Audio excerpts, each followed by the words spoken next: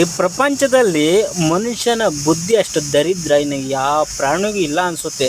ಯಾಕಂದರೆ ಮನುಷ್ಯನಾಗೆ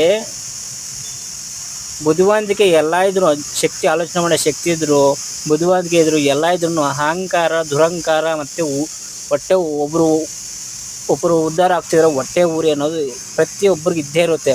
ನೋಡಿ, ಇದು ಹಸುಗಳು ಮೇಯುವಂಥ ಹಸುಗಳಿಗೆ ಮೇವು ಅನ್ನೋದು ಬೇಜಾನಿತಿ ಹೊಲದಲ್ಲಿ. ಈ ಹಸುಗಳು ಬಿಡ್ತಾವ್ರೆ ಅಂತ ಒಂದೇ ಒಂದು ಉದ್ದೇಶಕ್ಕೋಸ್ಕರ ಅವನು ಬೆಂಕಿ ಇಡ್ತಾವನೆ. ಅಂದರೆ ಎಷ್ಟು ದುರಹಂಕಾರ ಇರಬೇಕು, ಎಷ್ಟೊಂದು ಅಹಂಕಾರ ಇರಬೇಕು, ಎಷ್ಟು ಹೊಟ್ಟೆ ಕಿಚ್ಚಿರ್ಬೇಕು ನೋಡಿ.